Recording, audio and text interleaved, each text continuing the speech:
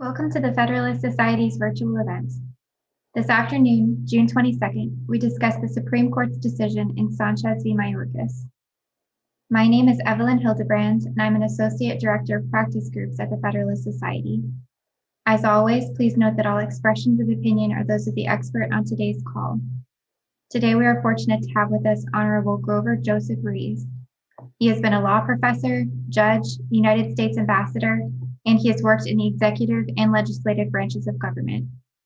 Of particular relevance in discussing the case this afternoon is that for 2 years in the 1990s, he was general counsel of the U.S. Immigration and Naturalization Service. We're very pleased to welcome him to discuss this decision. After our speaker gives his opening remarks, we will turn to you, the audience, for questions. So be thinking of those as we go along and have them in mind for later in this afternoon's event. If you do have a question, please enter it in the chat or the Q&A feature at the bottom of your screen. With that, thank you for being with us today. Mr. Rees, the floor is yours. Thank you. I appreciate the opportunity to have this discussion. Some of you may have listened into the Courthouse steps discussion at the time of the oral argument a couple of months ago. And what I said then and what I'm going to say now are not very different, which is that in many ways, this result and this decision are so unsurprising as to be almost uninteresting. It's a unanimous decision that announces a fairly straightforward result that seems to be based on fairly obvious statutory interpretation. But there are some interesting things. And before I review exactly what the decision said, I will confess that as a conservative legal observer, I've probably been guilty of some cynicism. That there is a view among conservative legal observers that you only get unanimous court opinions in favor of liberal results.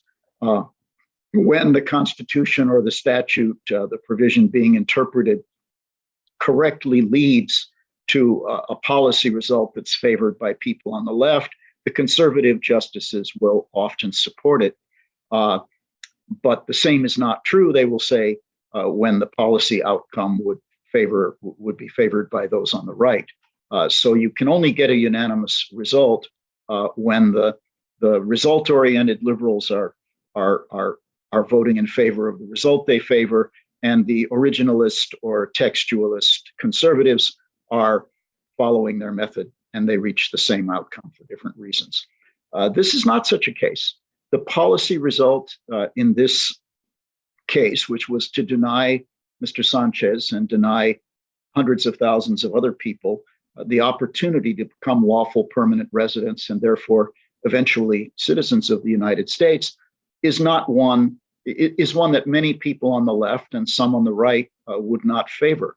And yet, in a unanimous opinion written by Justice Kagan, the court reached the result that from a policy perspective, from a human perspective, might have been fairly painful. And so I think the result is interesting. The opinion is interesting for that reason, and I will get back to I'll get back to that issue later. So the background in this case is that in 1997, Mr. Sanchez entered the United States illegally from El Salvador. He entered surreptitiously. He did not present himself at a port of entry for admission to be admitted or denied. He was not paroled into the country. He simply came across the border and then lived and worked in the United States for several years until 2001. And in 2001, the U.S. Citizenship and Immigration, well, it was then the U.S. INS, granted something called temporary protected status to people who were here in the United States, either legally or illegally, from El Salvador. And it was because of some earthquakes that had made it very difficult for people to return to El Salvador. And for those of you who don't know about the temporary protected status statute, it goes back to 1990. It was adopted in 1990. And even then, it was about a different set of crises in El Salvador, the political and civil war crises. And liberals, Democrats, were unhappy that the Reagan administration and the first Bush administration had not been granting asylum to Salvadoran applicants who'd come to the United States in the same percentages that they were granting, for instance, to Nicaraguans or to others who seem to be more on our side from the standpoint of the administrations. And so the response was, well, a lot of these people are fleeing violence, but they're not fleeing the fear of individual persecution themselves. And so the solution was to come up with a way for people to remain in the country temporarily until the crisis was over. And that was temporary protected status. And it applied to political crises, political violence, but it also applied to other kinds of crises, such as natural disasters. And Salvadorans have enjoyed temporary protected status almost the whole time since the statute was enacted in 1990. They were actually specifically given temporary protected status by the 1990 statute. When that expired a few years later, and I happened to be at INS at the time, we gave them instead something called deferred enforced departure, which was a lot like temporary protected status, except it didn't require it to be currently unsafe to go back. Then there were various other extensions, and then you had the earthquakes in 2001, and since then that temporary protected status has been extended several times. And so if you came illegally as a Salvadoran, you're probably in temporary protected status. Or if you came legally, but couldn't go back at the expiration of the time of your visa, maybe you came as a tourist or a student and the earthquakes happened, at that point, you'd be eligible for temporary protected status. Well, Sanchez lived and worked in the United States, did well. And some years later, his employer applied for an employment-based visa, which would have made him a lawful permanent resident, a green card, lawful permanent resident of the United States. And he was deemed by U.S.CIS to be a skilled worker. The visa was approved. But once, those of you who know about immigration law will know that once a visa is approved by U.S.CIS, you then have to do one of two things to actually get the visa. The normal course, since the presumption is that the visa holder is not currently, the visa beneficiary is not currently in the United States, is that he or she goes to an embassy or consulate, typically in the beneficiary's home country, and proves that, yes, I'm the person who is named on this approved visa petition, and I haven't committed any crimes and some other things that have to be proved. And then the visa is granted and the person can come to the United States.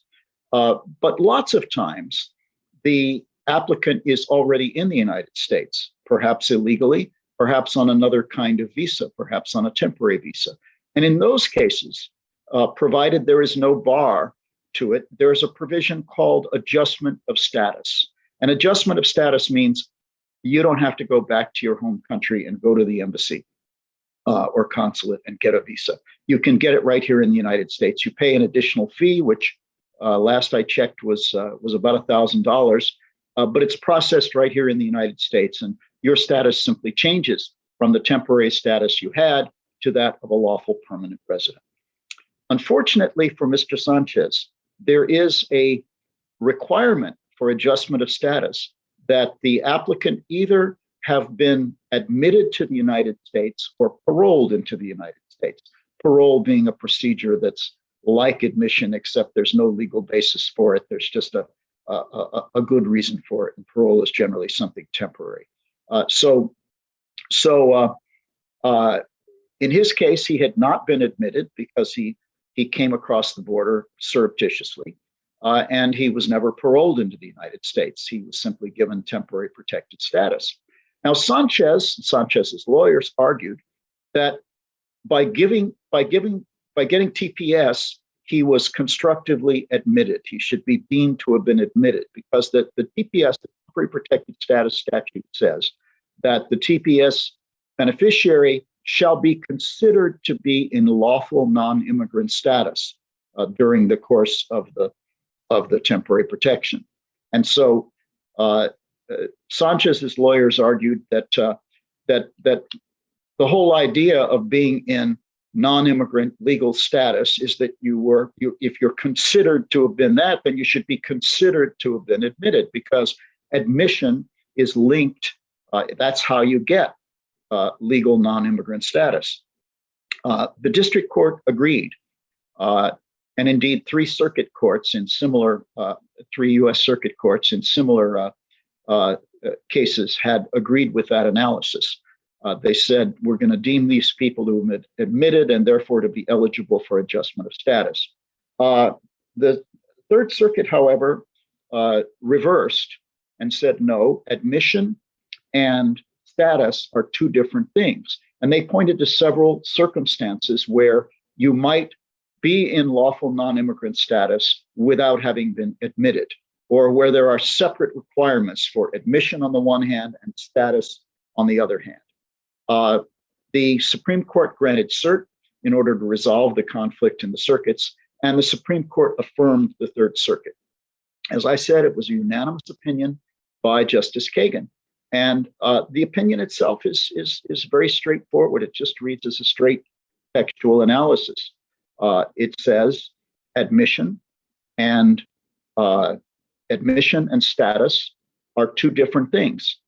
Adjustment of status, the adjustment of status statute requires both. It requires that you be in lawful status, which Sanchez was because he had TPS, but it also requires that you either have been admitted to the United States or that you have been paroled into the United States. And in his case, neither was true. Actually, he had on one occasion been paroled, but that didn't cure him of a bar for adjustment against people who had worked in this country.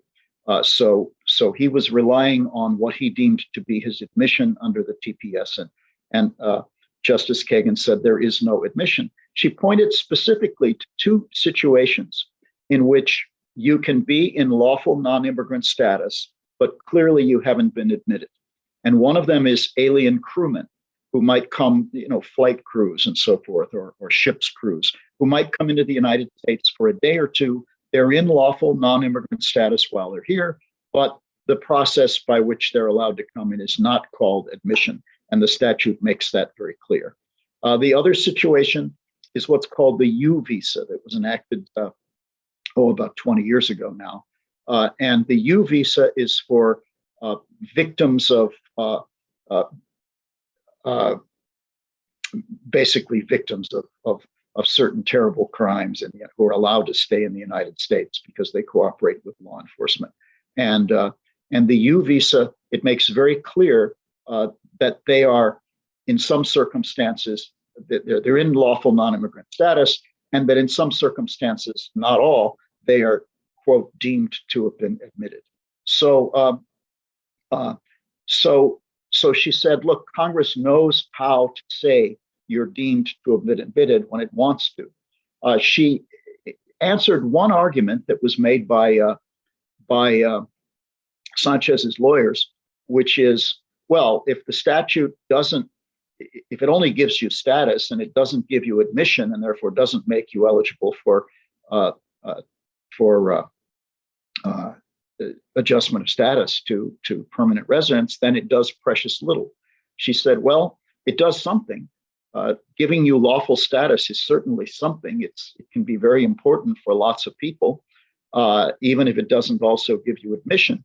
And she concludes by saying, it does something, and this court does not get to say that what the statute does is not enough. So again, very straightforward. But let me talk a little bit about the background. And it's almost a shame that there wasn't a dissent, because if there was a dissent, you'd have a more interesting argument. So if you want to read what could have been the dissent and what the dissent would have been really thinking if there had been a dissent, read the SCOTUS blog review of this decision, because the writer, who I gather is an immigration attorney or an immigration law professor, is quite unhappy with the decision. And she mentions several things. She says, well, Justice Kagan didn't mention that the overwhelming majority of TPS beneficiaries in the country, which is about 400,000, entered illegally. So none of them is going to be helped by this decision. She said crewmen and U visas are a separate case, and they're very specific, odd circumstances, and it doesn't indicate that Congress was necessarily thinking to exclude these people from constructive admission when they gave them constructive status. And she says Kagan's opinion, Justice Kagan's opinion, had mentioned a statute that's currently been introduced in Congress that she said might fix this problem, and it is Congress's job, not the court's job, to fix it. And the writer of SCOTUS blog says that Justice Kagan ignores the fact that laws liberalizing immigration procedures have a way of not getting through, at least not getting through in the absence of more comprehensive bills that do things on both sides. So the objections, in other words, to Kagan's opinion are all policy objections. They're not really statutory objections. Both the text and the structure seem to support the result. I happen to have been around. I happen to have been general counsel of INS during, not actually in 1990 when the TPS statute was enacted, but in 1991 to 93 when we were doing a lot of the initial implementation of the statute. And I have to tell you that to the extent legislative history was relevant, I think it also favors the outcome, because like a lot of immigration laws, this was the result of a tug of war and therefore of some compromise between people who wanted to be more generous to immigrants, including illegal immigrants or undocumented immigrants, and people who wanted to be less generous. And what the people who wanted to be less generous, or who were worried about too many people coming across our borders, what they were worried about was that TPS would be another incentive, another, okay, come to the United States, something will work out. Eventually, you'll get married, you'll get a job, you'll get temporary protected status. So they didn't want it to be an incentive. So it is quite possible that the text and the structure were intentional, that they were not accidental, that they did not want to create a path to citizenship for these people. The whole idea of temporary protected status was it was supposed to be temporary. It was supposed to help you even if you didn't qualify for any legal immigrant status, even if you didn't qualify for asylum. But the trade-off was it was supposed to be temporary. Now, the other part of the background here, and why this really matters, is that in a way, the decision isn't really about TPS so much as it about a law that was passed a few years later in 1996 as part of the comprehensive immigration reform bill that year, which generally toughened things. And one of the ways in which it toughened immigration laws is it provided for the first time that if you had come illegally, not only were you not eligible for adjustment of status, but if you were not admitted, you had to go back to your home country. And if you had worked in the United States, you have to go back to your home country, and you can't come back for 10 years. There are waivers of that 10-year bar, but those waivers are generally for immediate relatives, for spouses and other immediate relatives of U.S. citizens. They don't generally help people whose lawful permanent residence is going to be employment-based. So the question is, was that 10-year bar going to matter in terms of TPS, in terms of TPS beneficiaries, or were they basically going to get away around the 10-year bar? And the court says no. And although I don't like the 10-year bar as a matter of policy, I think it's too harsh. I think there ought to be lots more circumstances in which you could get a waiver or which you could avoid it by adjustment of status. It's pretty clear that what they were trying to accomplish in 1996 was precisely not that they wanted to punish They wanted to punish people who'd crossed the border more than they were being punished before, people who had not been admitted. And before that, you could just go to, if you couldn't adjust status, you took a trip to Ciudad Juarez, and you left the country, and you applied for, you showed your approved visa petition in Ciudad Juarez, and you got to come back in the country with the visa. After 1996, that was no longer possible. So on the one hand, that makes the result in the case much harsher, but on the other hand, I think it bolsters the argument that what the court was doing here was consistent with the legislative intent behind the whole immigration law scheme as it exists today. I just want to go back to the idea of conservative legal scholars and observers saying that you only get a unanimous result where the policy outcome is favored by the left, and the textual or originalist outcome leads the conservatives to support that outcome. I think that's more true in constitutional law than it is in statutory interpretation. And what the opinion reminds me of, and particularly Justice Kagan's closing words about Congress, that this court doesn't get to do Congress's job. We have to interpret the statute, and this is what the statute says, and it's up to Congress if they want to change that. In the 1980s, Dean, now Judge Guido Calabresi, wrote a very interesting book called A Common Law for the Age of Statutes. And he suggested that courts ought to have the policy, they ought to have the ability to modify statutes the way they always modify constitutional provisions to adapt to the times. And he gave a lot of arguments for that. I happened to write a long review arguing with it. But the interesting thing to me was that Calabresi, who was a very smart man, just accepted without analysis that in case of constitutional law, the court was going to adapt the Constitution to the times. And in the case of the statute, they don't do that. To me, it should be almost the opposite. I just wish that Justice Kagan and Justice Breyer and Justice Sotomayor and others would use the same rigorous evidence-based analysis on constitutional interpretation that they do on statutory interpretation. And then we would get more unanimous decisions and in my opinion, more correct decisions. So I will leave it at that. And Evelyn, I guess we'll come back and take any questions.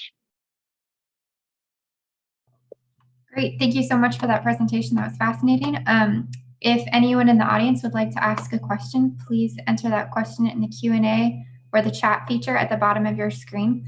And in the meantime, I wanted to ask, and I am by no means an immigration person, but I'm interested to know if a person is in the position of Mr. Sanchez, where he has legal status, but he does not have the admission necessary to get permanent status within this country, what kind of remedy is available for him? So if he left the country and applied again, where does that leave people in his position? Well, if he left the country, the problem is then he's no longer applying for adjustment of status. He's just going to his embassy and applying, and that's the normal process.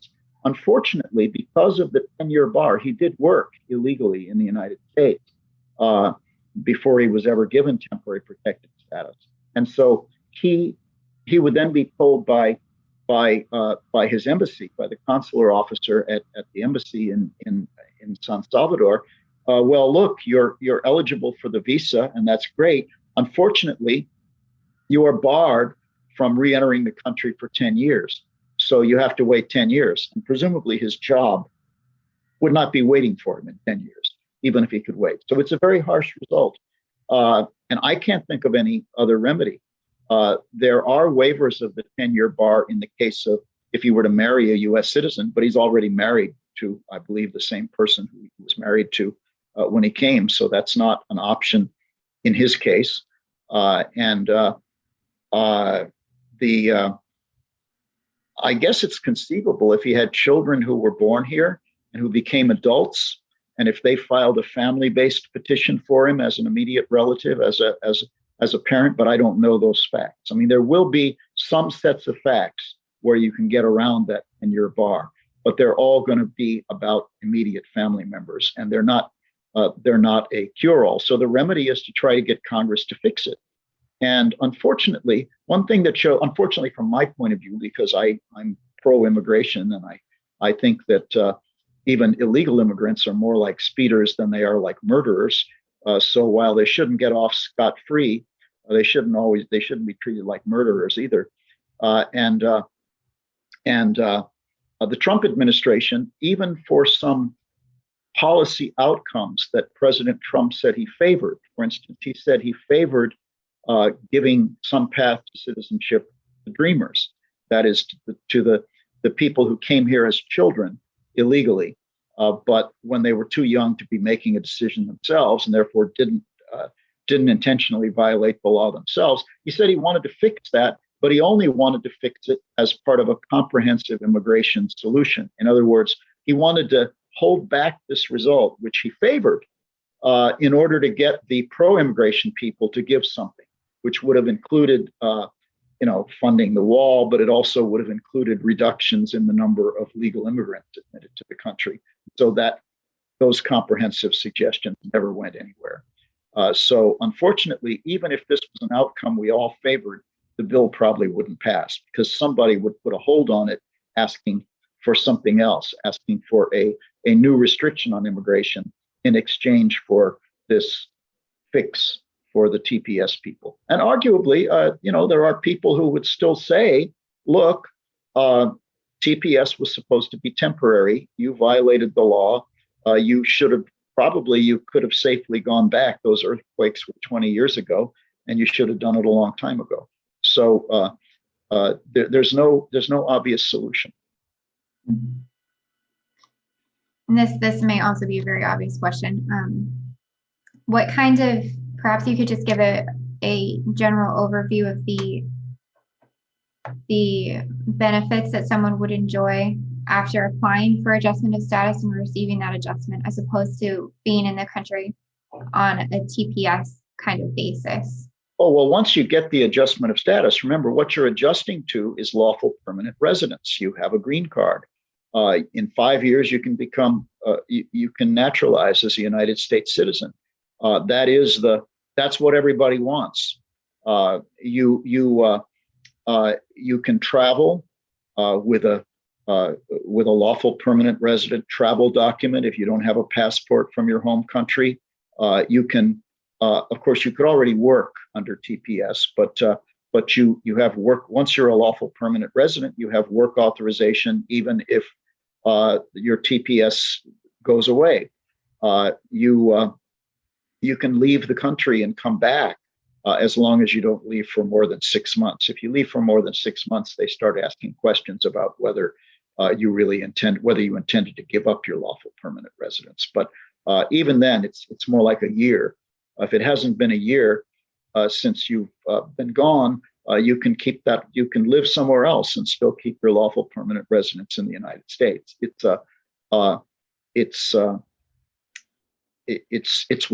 It's what everybody wants who's got some other immigration status or who doesn't have any status at all. That's great. That's very helpful for me to understand as well.